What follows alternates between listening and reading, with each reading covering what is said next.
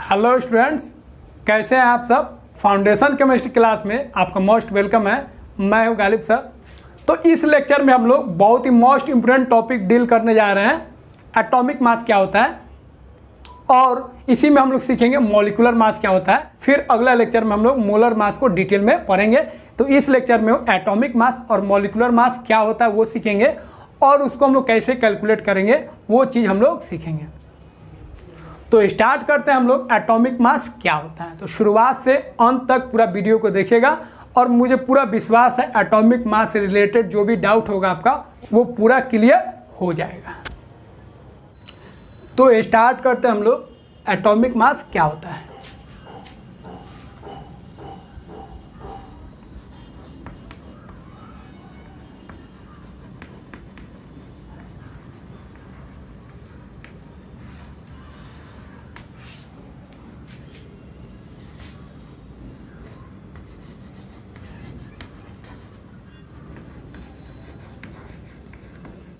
तो केमिस्ट्री में हम लोग तीन तरह का मास हम लोग बात करते हैं। एक होता है एटॉमिक मास, एक होता है मॉलिक्यूलर मास और एक होता है मोलर मास। तो ये तीनों तरह का जो मास है केमिस्ट्री में बार बार होगा और इसमें बहुत सारे स्टूडेंट को बहुत ज़्यादा कन्फ्यूजन होता है एटॉमिक मास, मॉलिक्यूलर मास और मोलर मास में। तो उसको पहले हम लोग समझ लेते हैं जो तीनों में बेसिक डिफरेंस क्या है। फिर बाद में हम लोग सबका सेपरेटली हम लोग उसका डिफिनेशन और उस पर बेस्ड क्वेश्चन हम लोग करेंगे। तो केमिस्ट्री में किसी भी सब्सटेंस का जो मास है उसको हम लोग तीन तरीके से एक्सप्रेस करेंगे। एक होगा एटॉमिक मास, एक होगा मॉलिक्यूलर मास या इसी में एक और चीज़ आएगा फॉर्मूला मास।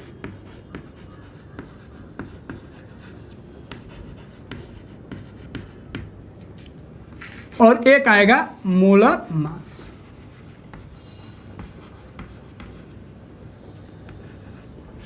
अब तीनों को ध्यान से देखिएगा, ये बहुत ज़्यादा केमिस्ट्री में यूज होता है और बहुत ज़्यादा कन्फ्यूजन भी करता है। इसीलिए एक एक टर्म को बहुत ध्यान से आप समझिएगा, सारा डाउट आपका क्लियर हो जाएगा। तो देखिए एटॉमिक मास जो होता है वो एक एटम का मास, एक एटम का अगर आप मास लेंगे तो उसको हम लोग क्या बोलेंगे, एटॉमिक मास। तो ये हो गया मास ऑफ वन एटम। एक एटम का जो मास होगा उसको क्या बोलेंगे, एटॉमिक मास। उसी तरह मॉलिक्यूलर मास का मतलब हो जाएगा एक मॉलिक्यूल का अगर आप मास लेते हैं तो उसको क्या बोलेंगे, molecular mass. Mass of one molecule, एक मॉलिक्यूल का मास लेंगे तो उसको हम लोग क्या बोलेंगे, मॉलिक्यूलर मास। अब मोलर मास में ध्यान दीजिए, मोलर मास का मतलब होता है एक मोल सब्सटेंस का मास।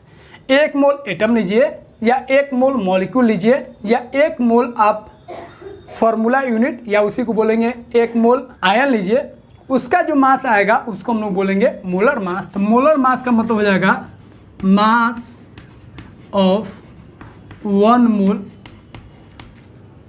सब्सटेंस। एक मोल सब्सटेंस का जो मास आएगा उसको हम लोग क्या बोलेंगे, मोलर मास। और एक मोल का मतलब आप जानते हैं 6.02 इंटू 10 का पावर 23। तो 6.02 इंटू 10 का पावर 23 एटम्स हो या मॉलिक्यूल्स हो या आयन्स हो, उसका जो मास आएगा उसको हम लोग क्या बोलेंगे, मोलर मास। तो मोलर मास का मतलब हम लोग समझ गए। तो जो सब्सटेंस लेंगे वो एटम्स के फॉर्म में या मॉलिक्यूल्स के फॉर्म में ले सकते हैं या आयन्स के टर्म में। तो तीनों में ध्यान दीजिए, एटॉमिक मास और मॉलिक्यूलर मास जो बात करेंगे एक के लिए बात करेंगे, लेकिन मोलर मास में जब भी बात करेंगे तो एक मोल के लिए बात करेंगे। अब एटम और मॉलिक्यूल जो होता है उसका साइज बहुत बहुत छोटा होता है, इसीलिए उसका मास भी बहुत ही कम होता है। तो एटॉमिक मास और मॉलिक्यूलर मास को हम लोग मेजर करते हैं AMU में। AMU क्या है आपको आगे हम समझाएंगे। तो इसके मास को हम लोग किस में मेजर करते हैं, AMU में। तो एटॉमिक मास और मॉलिक्यूलर मास को हम लोग मेजर करते हैं AMU में, या कभी कभी AMU को हटा के हम लोग उसको चेंज कर देते हैं किस में, ग्राम में। तो एटॉमिक मास और मॉलिक्यूलर मास को हम लोग मेजर करेंगे AMU में और कभी कभी AMU को चेंज कर देंगे किस में, ग्राम में। और आगे आपको हम बताएंगे एक AMU इक्वल टू होता है अप्रोक्स में 1.67 इंटू 10⁻⁻24 ग्राम। जैसे एक एग्जांपल देखिए, आगे आपको डिटेल में बताएंगे। कार्बन का मास होता है 12 mu और mu को हटा के अगर हम क्या करें ग्राम में ला दें तो इतना से आपको मल्टीप्लाई करना पड़ेगा, तो ये आपका हो गया ग्राम में। तो आप mu में लिख सकते हैं या उसी एटम के मास को आप ग्राम में भी लिख सकते हैं।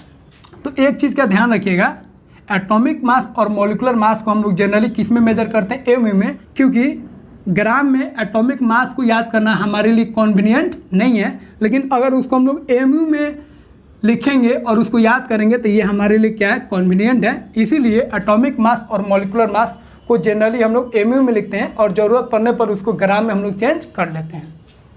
लेकिन मोलर मास जो है, मोलर मास का मतलब होगा एक मोल का मास। तो एक मोल अगर सब्सटेंस लेंगे तो उसका मास जो है अब बढ़ जाएगा। एक एटम का मास तो कम होगा, एक मॉलिक्यूल का मास तो कम होगा, एक आयन का मास तो कम होगा। लेकिन जब एक मोल लेंगे तो उसका मास जो है वो कम नहीं होगा, थोड़ा बढ़ जाएगा। इसीलिए मोलर मास को हम लोग मापते हैं, किस में मापते हैं? ग्राम में। तो इसको आपको ध्यान रखेंगे, किस में मेजर करते हैं? ग्राम में। तो ये दोनों मास mu में मेजर करते हैं और कभी कभी mu को चेंज करके ग्राम में लिख, लेकिन मोलर मास को हम लोग किस में मेजर करते हैं? ग्राम में। तो एटॉमिक मास, मॉलिक्यूलर मास और मोलर मास में क्या डिफरेंस है वो आपको समझ में आ गया। मान लीजिए अगर आपको कोयला का वेट करना पड़ेगा तो एक ट्रक में अगर कोयला है तो उसको आप ग्राम में मेजर नहीं कीजिएगा, केजी में भी मेजर नहीं कीजिएगा, कुंटल में भी मेजर नहीं कीजिएगा, आप किस में मेजर कीजिएगा? टन में, क्योंकि वहाँ पे ग्राम, केजी और कुंटल जो है वो कॉन्वीनियंट यूनिट नहीं है। लेकिन वही अगर आप गोल्ड खरीदने जाइएगा तो उसको आप मेजर कीजिएगा, किस में मेजर कीजिएगा? ग्राम में। या 10 ग्राम को हम लोग बोलते हैं एक भर, तो भर में मेजर कीजिएगा या उसी को आप ग्राम में चेंज कर सकते हैं। लेकिन सोना जो खरीदने जाइएगा तो जनरली उसको हम लोग केजी में या टन में बात नहीं करते हैं, क्योंकि वहाँ पे हमारे लिए जो कॉन्वीनियंट यूनिट है वो क्या है? ग्राम है। या सबसे बेस्ट जो कॉन्वीनियंट है हमारे लिए क्या है? एक भर, जिसका मतलब होता है 10 ग्राम।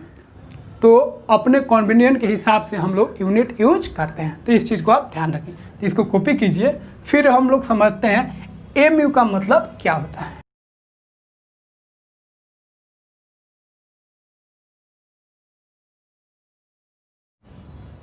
तो सब्सटेंस का मास किस तरीके से मेजर करते हैं ये आपको समझ में आ गया। अब हम लोग बात करते हैं एटॉमिक मास।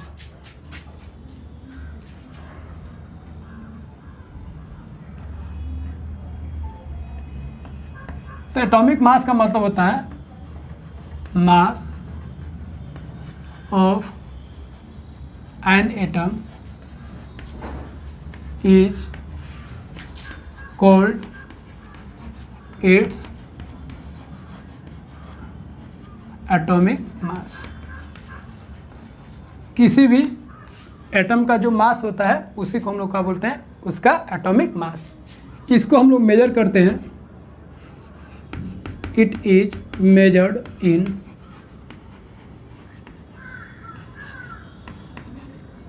mu और ग्राम। या तो एटम का जो मास है उसको mu में मेजर करते हैं या कभी कभी उसको हम लोग किस में मेजर करते हैं? ग्राम में। तो एक चीज़ ध्यान रखिएगा, कार्बन का 3 आइसोटॉप्स होता है, C12, C13 और एक होता है C14। Mass of 1 C12 atom, carbon 12 का एक एटम का मास लेंगे और उसमें हम लोग डिवाइड करेंगे किससे? 12 से। उसी को हम लोग क्या बोलेंगे? 1 mu। तो 1 mu का आपको डिफिनेशन का ध्यान रखना है।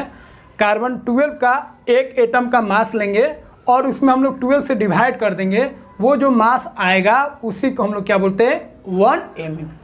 अब आपको ध्यान रखना है, जो mu जो होता है, ये जो होता है ये एक्चुअल मास नहीं होता है, ये रिलेटिव मास होता है। कौन मास होता है? Relative mass.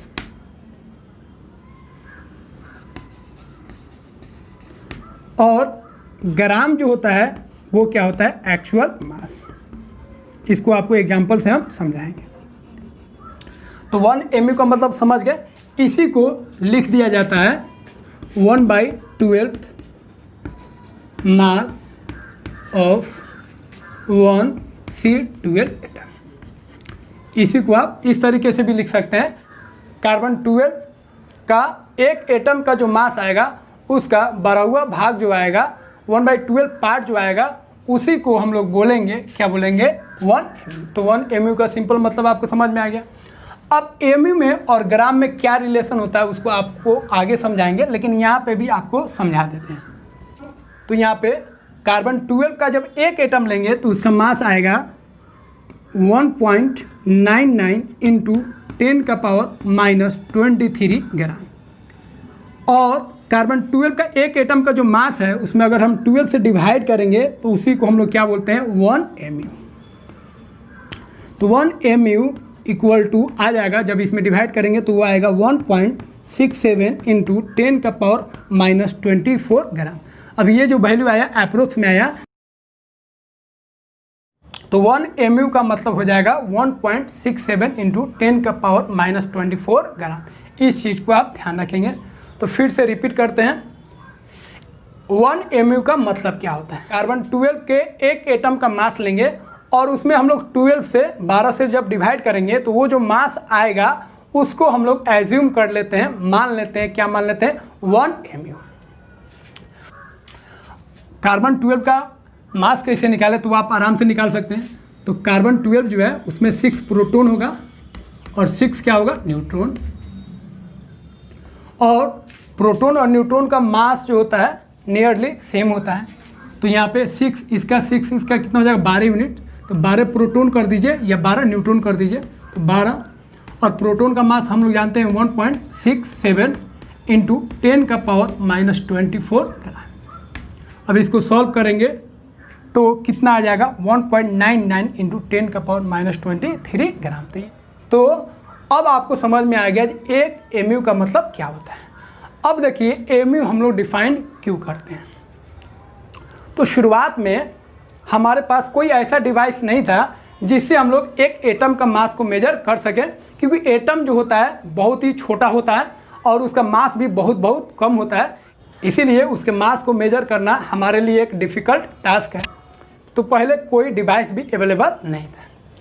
तो साइंटिस्ट ने क्या किया, एक कार्बन का मास निकाल लिया और एक कार्बन का मास निकालने के बाद बाकी जो भी एलिमेंट्स था उसका एटॉमिक मास को कार्बन के रेस्पेक्ट में निकाला गया और इस तरीके से सभी एलिमेंट्स का मास हम लोग निकाले।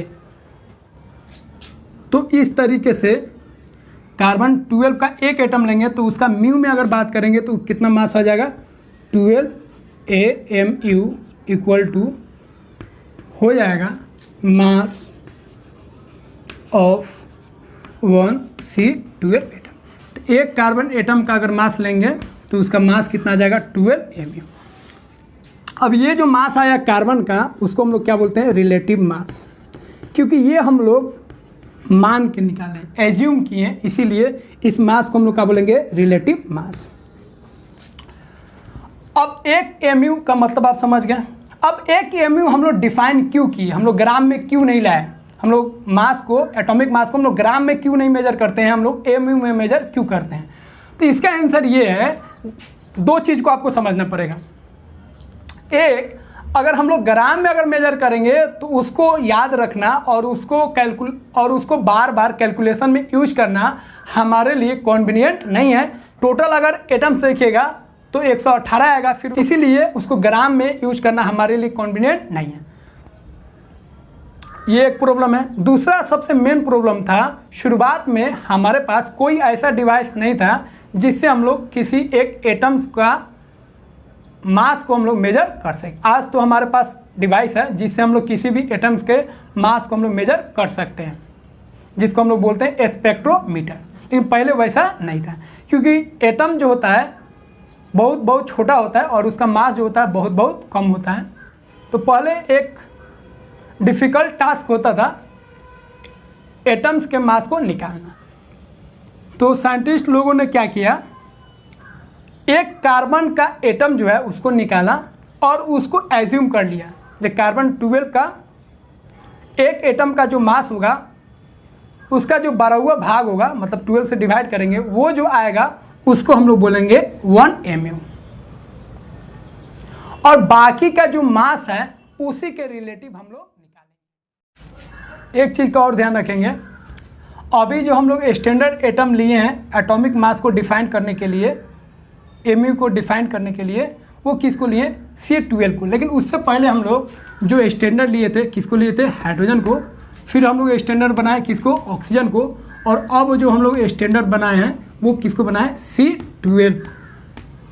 पहले जो हम लोग स्टैंडर्ड लेते थे हाइड्रोजन का, और हाइड्रोजन का जो मास था उसको 1 यूनिट मान के चलते थे, और अदर एटम्स को देखते थे जो हाइड्रोजन से वो कितना टाइम्स भारी है।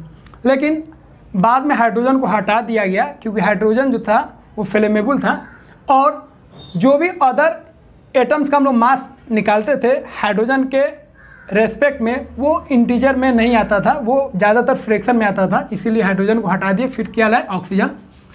अब यहाँ पे ऑब्जेक्टिव पूछता है जो ऑक्सीजन को हम लोग स्टैंडर्ड क्यों बनाए थे? तो ऑक्सीजन को स्टैंडर्ड हम लोग इसलिए बनाए थे क्योंकि ऑक्सीजन जो है बहुत सारे अदर एलिमेंट्स के साथ रिएक्ट करके बहुत सारे कंपाउंड्स का फॉर्मेशन करता है। सेकेंड चीज़, जब ऑक्सीजन को हम लोग स्टैंडर्ड एटम लिए तो अदर एलिमेंट्स का जो एटॉमिक मास था इसके रेस्पेक्ट में वो सभी किस में आ रहा था? इंटीजर में आ रहा था, और कुछ ही फ्रैक्शन में आ रहा था, इसीलिए हम लोग ऑक्सीजन को स्टैंडर्ड बनाए। लेकिन ऑक्सीजन से भी बेस्ट मिल गया क्या? कार्बन 12। और जब कार्बन 12 को हम लोग स्टैंडर्ड बनाए तो जो भी एटॉमिक मास ऑक्सीजन के केस में फ्रैक्शन में आ रहा था वो सब भी इंटीजर में आ गया। तो इस चीज़ को आप ध्यान रखेंगे। और आज भी कार्बन 12 को भी हम लोग यूज कर रहे हैं एज ए स्टैंडर्ड, फिर भी बहुत सारे एटम्स के मास को आप देखिएगा वो भी क्या आएगा? फ्रैक्शन में आएगा। जैसे क्लोरीन का बात करें, ब्रोमीन का बात करें, आयरन का बात करें, कॉपर का बात करें, तो बहुत सारे एटम्स का एटॉमिक मास जो है आपको फ्रैक्शन में मिल जाएगा। अब इसमें एक चीज़ ध्यान रखिएगा, कार्बन का 3 आइसोटॉप्स होता है, 12, 13 और 14। तो कार्बन 12 को हम लोग यूज क्यों करते हैं? तो इसको आपको ध्यान रखना पड़ेगा। ये मोस्ट स्टेबल आइसोटॉप्स है। दूसरा, ये मोस्ट एबंडेंट है, नेचर में ज़्यादा अमाउंट में पाया जाता है। इस वजह से कार्बन का जो आइसोटॉप्स है उसमें हम लोग स्टैंडर्ड किसको लेते हैं? C12। फ्यूचर में अगर कार्बन 12 से भी अच्छा अगर कोई स्टैंडर्ड मिल जाए एटॉमिक मास को मेजर करने के लिए तो हम लोग उस चीज़ को स्टैंडर्ड बना लेंगे, क्योंकि ये चीज़ फिक्स नहीं होता। पहले हाइड्रोजन था, फिर ऑक्सीजन आया, अभी कार्बन है, हो सकता है फ्यूचर में चेंज हो जाए। तो इसको कॉपी कीजिए, फिर हम लोग आगे बढ़ते हैं।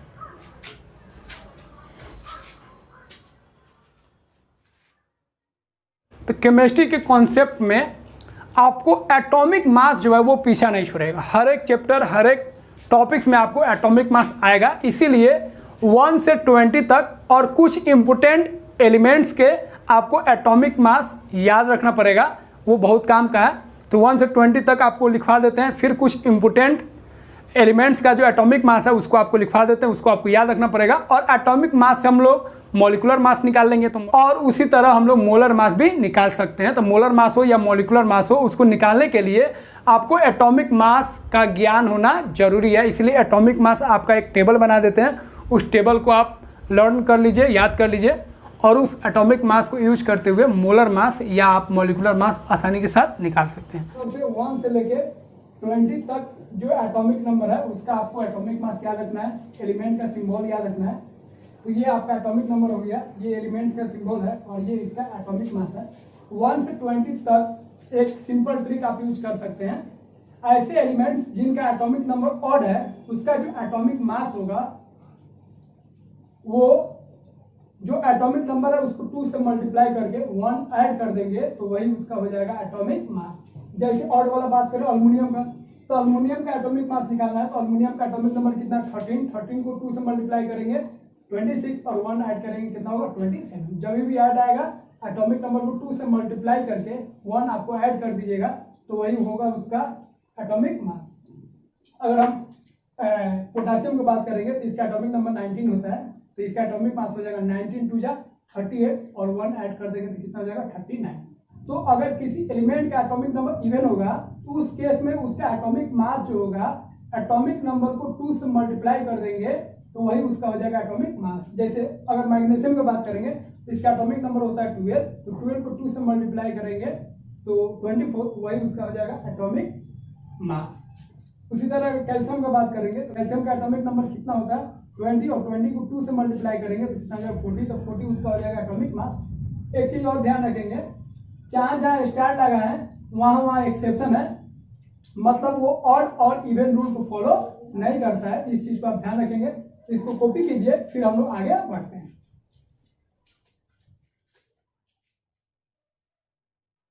तो अब हम लोग रिलेशन देखने जा रहे हैं म्यू में और ग्राम में।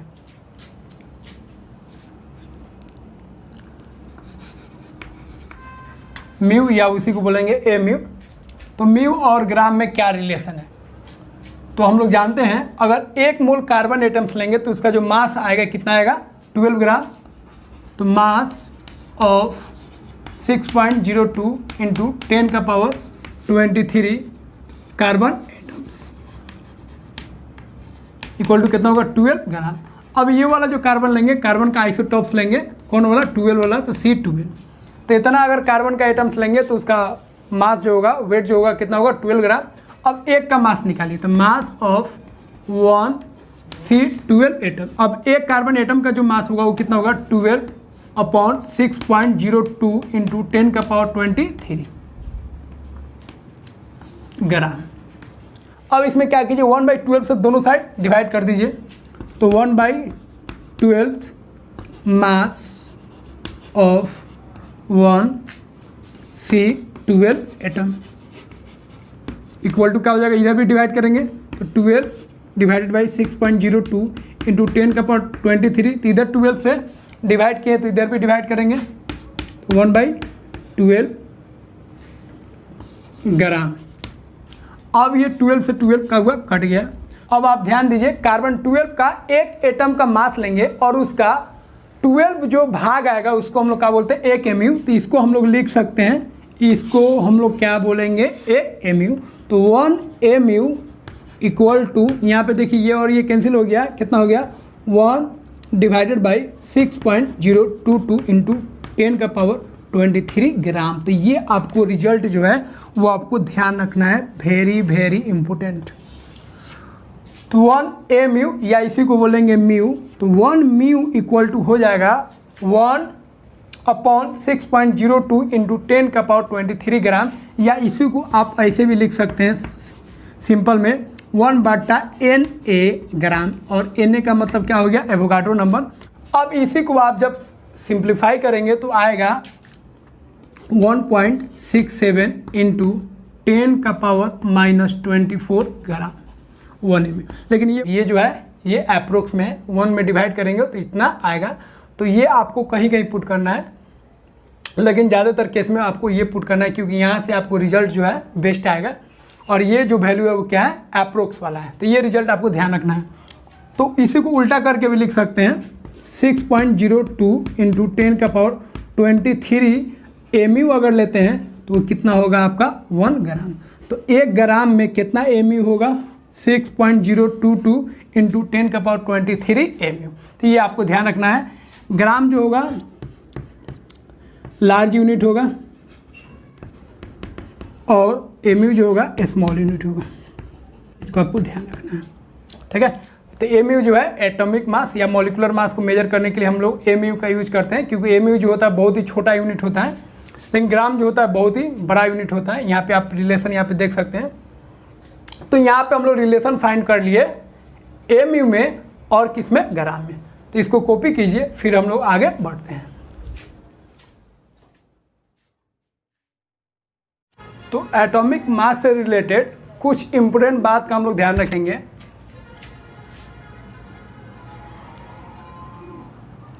तो एटॉमिक मास यूनिट को एब्रिविएट करेंगे mu से। तो पहले हम लोग बोलते थे mu, लेकिन अब जो है mu को रिप्लेस कर दिया गया है म्यू से। तो mu का मतलब होता है एटॉमिक मास यूनिट, और म्यू का मतलब होता है यूनिफाइड मास यूनिट। आज भी बहुत सारे लोग बहुत सारे बुक में mu दिया रहता है, तो एटॉमिक मास को आप म्यू के टर्म में लिखिए या mu के टर्म में लिखिए, कोई दिक्कत नहीं है। तो मान लीजिए एक एटम है ऑक्सीजन का, तो ऑक्सीजन का अगर एक एटम लिखिएगा, एक एटम लीजिएगा तो उसका जो मास आएगा mu में कितना आएगा 16 mu। लेकिन उसी को जब ग्राम में लिखना चाहेंगे तो 16 इंटू mu को चेंज कर देंगे तो 1 mu इक्वल टू कितना ग्राम 1.67 इंटू 10 का पावर -24 ग्राम। तो यहाँ पे एक चीज़ का ध्यान रखेंगे, जब उसको mu में लिखेंगे तो उसको हम लोग बोलेंगे रिलेटिव मास, क्योंकि mu जो होता है वो रिलेटिव होता है, वो हम लोग मान के चल रहे हैं। इसीलिए एटम के मास को जब mu में लिखेंगे तो उसको हम लोग क्या बोलेंगे रिलेटिव मास, और mu को हटा के उसको जब हम ग्राम में चेंज कर देंगे तो उसको हम लोग क्या बोलेंगे, तो उसको बोलेंगे एक्चुअल मास। इस चीज़ को आप ध्यान रखिएगा। आगे भी देखिएगा मॉलिक्यूलर मास को, जैसे H2O का बात करेंगे तो उसका मॉलिक्यूलर मास 18 म्यू आएगा तो उसको बोलेंगे रिलेटिव मास। लेकिन 18 म्यू को हटा के 18 गुना 1.67 इंटू 10 का पावर -24 लिख देंगे तो उसको हम लोग बोलेंगे एक्चुअल मास। तो इस चीज़ को आप ध्यान रखिएगा। तो इसको कॉपी कीजिए, फिर हम लोग आगे बढ़ते हैं।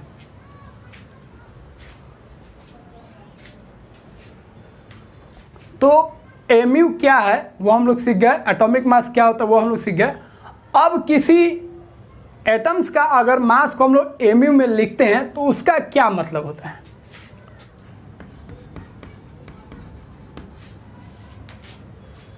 तो 1 mu का मतलब हम लोग समझ गए, कार्बन 12 के एक एटम का जो मास आएगा उसका 1/12 जो पार्ट आएगा या बढ़ा हुआ भाग जो आएगा उसी को हम लोग क्या बोलेंगे 1 mu, या अपने भाषा में बोलेंगे तो कार्बन के एक एटम का जो मास आएगा उसमें हम 12 से डिवाइड कर देंगे तो उसी को क्या बोलेंगे 1 mu।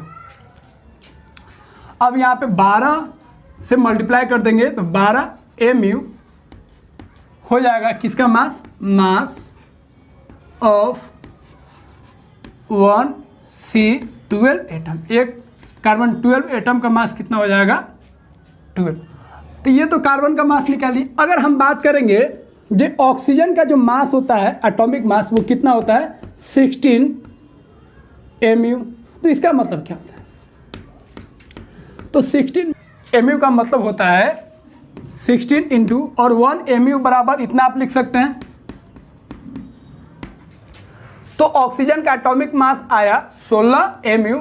इसका मतलब हो गया कार्बन 12 के एक एटम का जो मास है उसका बढ़ा हुआ जो भाग आएगा उससे 16 गुना भारी है कौन, ऑक्सीजन का एटम।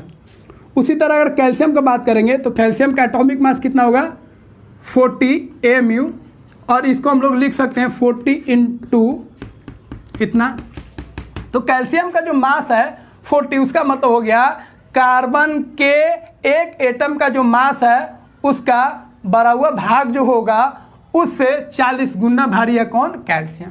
तो उसी तरह हम लोग किसी भी एटम का जो मास mu में लिखते हैं उसका मतलब हो गया कार्बन 12 के एक एटम का जो मास है उसका बढ़ा हुआ भाग जो आएगा उससे वो एटम कितना भारी है, कितना टाइम्स भारी है, कितना गुना भारी है, उसी को हम लोग बोलेंगे एटॉमिक मास, किसमें mu में।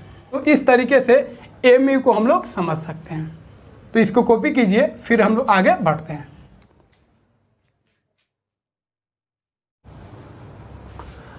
फर्स्ट बात ध्यान रखेंगे, आप एटॉमिक मास बोलिए तब, या इसी को बोलते हैं हम लोग relative mass, relative atomic mass, या इसी को हम लोग बोलेंगे एवरेज एटॉमिक मास। तीनों नाम से आप इसको बोल सकते हैं। एटॉमिक मास क्यों बोलेंगे, क्योंकि एटम का मास है। रिलेटिव मास इसको हम लोग क्यों बोलते हैं, क्योंकि एटम का जो मास हम लोग निकालते हैं वो कार्बन के रिलेटिव में निकालते हैं, इसीलिए इसको रिलेटिव मास बोलेंगे। और एवरेज क्यों बोलते हैं वो आपको हम समझाने जा रहे हैं। तो कुछ पॉइंट पहले आपको ध्यान रखना पड़ेगा, 3-4 पॉइंट आपको ध्यान रखना पड़ेगा। फर्स्ट पॉइंट आपको ध्यान रखना पड़ेगा, we take average atomic mass of isotopes and atom. कोई भी अगर एटम लेते हैं तो उसका जितना भी आइसोटॉप्स होगा उसका हम लोग एवरेज एटॉमिक मास लेते हैं। तो इसको और डिटेल में समझाएंगे।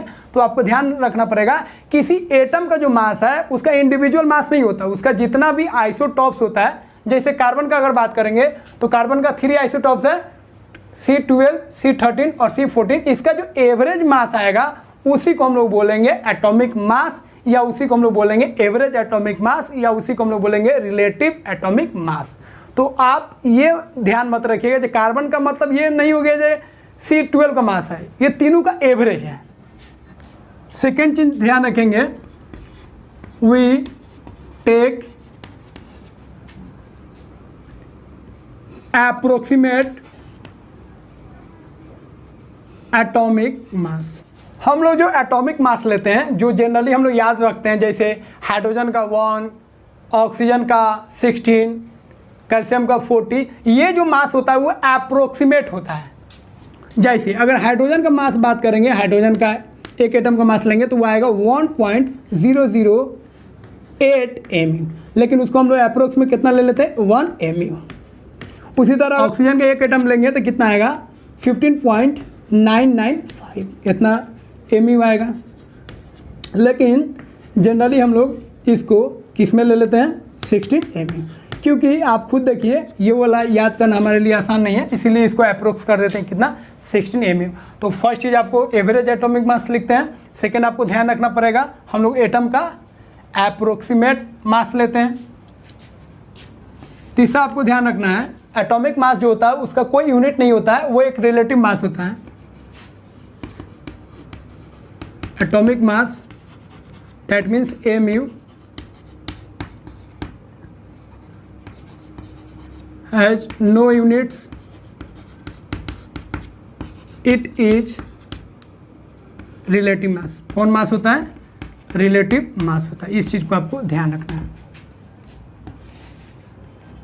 फोर्थ पॉइंट को आप ध्यान रखिएगा, जैसे क्लोरीन का अगर बात करेंगे तो क्लोरीन का जो एटॉमिक मास आता है वो फ्रैक्शन में आएगा। तो बहुत सारे ऐसे एटम आपको मिल जाएंगे जिसका एटॉमिक मास जो है वो फ्रैक्शन में आएगा, जिसको हम बोलेंगे एवरेज एटॉमिक मास। तो ऐसे आइसोटॉप्स जो एबंडेंस में होंगे, जो मान लीजिए 10%, 20%, 25% ऐसे होंगे, तो उनका जो मास आएगा, उनका जो एवरेज एटॉमिक मास निकालेंगे तो फ्रैक्शन में आएगा। जैसे कार्बन का बात करेंगे तो फ्रैक्शन में नहीं आएगा, क्योंकि कार्बन का अगर बात करेंगे तो C12 जो है 99.99 समथिंग होता है, और C12 और C13 और 14 जो होता है बहुत ही लेस अमाउंट में होता है। तो जहाँ पे आइसोटॉप्स लेस अमाउंट में होगा, बहुत कम अमाउंट में होगा, तो वहाँ पे फ्रैक्शन में नहीं आएगा। लेकिन जहाँ पे आइसोटॉप जो है कुछ अमाउंट में होंगे, वहाँ पे जो है वहाँ पे आपको क्या आएगा, फ्रैक्शन में मास आएगा, जो एग्जाम्पल में आपको हम समझाएंगे। इफ इन फ्रैक्शन, तो इस चीज़ को आपको ध्यान रखना है, तो इसको कॉपी कीजिए।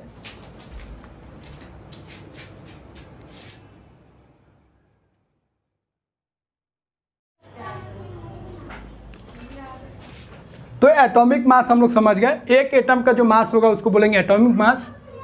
उसी तरह मॉलिक्यूलर मास का मतलब हो जाएगा एक मॉलिक्यूल का जो मास होगा उसको हम लोग क्या बोलेंगे, molecular mass.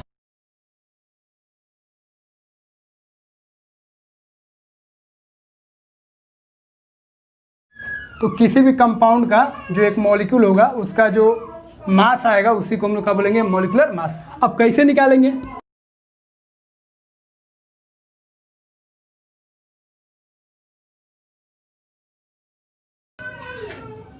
It is equal to sum of mass of all atoms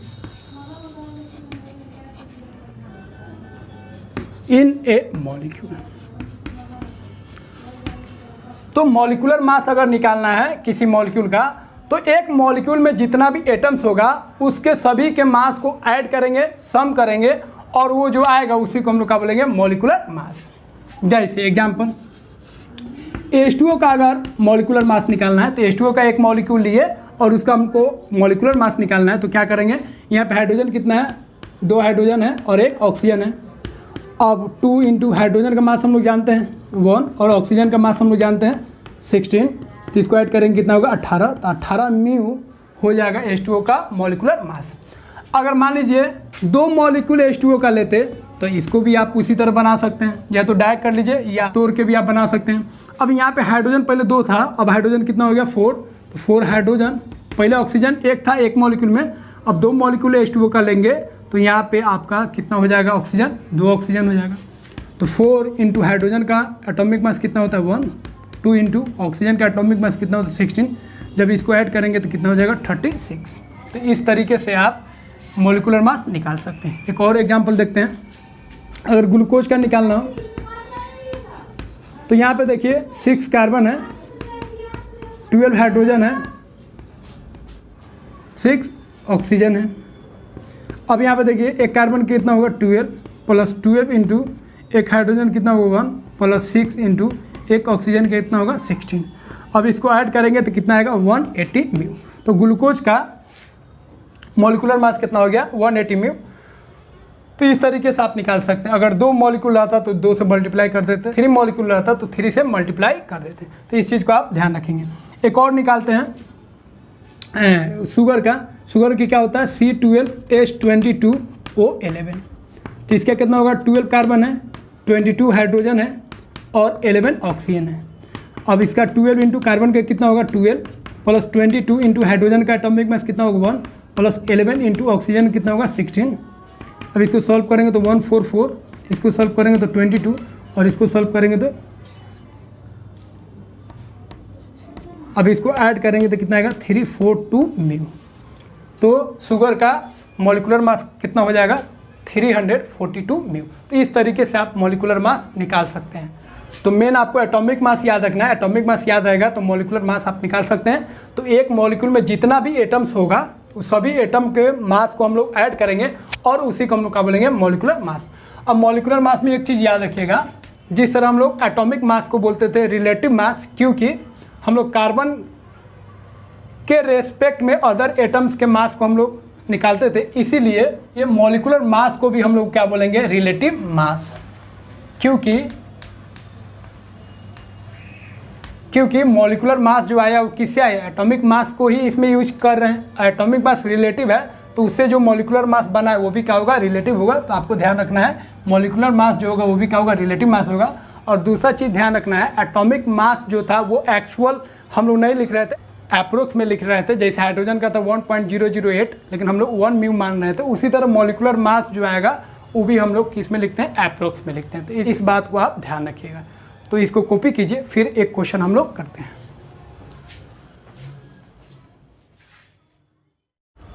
तो एक चीज़ का और ध्यान रखेंगे, जैसे अगर H2O का हम लोग मास बात करेंगे मॉलिक्यूलर मास, तो H2O का मॉलिक्यूलर मास कितना होगा 18 म्यू। तो म्यू अगर हटा के हम लोग ग्राम में लिख दे तो म्यू बराबर कितना होता है 1.67 इंटू 10 का पावर -24 ग्राम। तो जब H2O को म्यू में लिखेंगे तो इसको हम लोग बोलेंगे रिलेटिव मास, क्योंकि म्यू को डिफाइन ही करते हैं रिलेटिव में, रिलेटिव मास। और अगर उसी को म्यू को हटा के ग्राम वाला ला देंगे तो उसको हम लोग क्या बोलेंगे एक्चुअल मास। इस चीज़ को आप ध्यान रखेंगे। म्यू में लिखेंगे तो रिलेटिव मास होगा और म्यू हटा के ग्राम में चेंज कर देंगे तो उसको हम लोग क्या बोलेंगे एक्चुअल मास। इस चीज़ को आप ध्यान रखिएगा। अब इस क्वेश्चन को करते हैं। यहाँ पे मॉलिक्यूलर मास बोल रहा है इस कंपाउंड का निकालने के लिए। एम्स 2000 का ये क्वेश्चन है। तो एकदम सिंपल क्वेश्चन है। तो C60H120 का पहले मॉलिक्यूलर मास निकाल लेते हैं। तो 60 कार्बन है तो 60 इंटू एक कार्बन का एटॉमिक मास कितना होगा 12 प्लस हाइड्रोजन कितना है 122, तो 122 और हाइड्रोजन का एक का एटॉमिक मास कितना होगा 1। अब इसको ये हो जाएगा 72 प्लस ये 122, इसको ऐड करेंगे कितना होगा 842 म्यू। म्यू में आ गया। अब म्यू को हटा के आपको ग्राम में लाना है क्योंकि आंसर जो है ग्राम में है। तो 842 इंटू म्यू को हटाएंगे ग्राम लाएंगे तो कितना होगा 1/6.02, 02 को हटा दीजिए 6 इंटू 10 का पावर 23 ग्राम। अब इसको सॉल्व कीजिए, 6 से कैंसिल कीजिए इसको।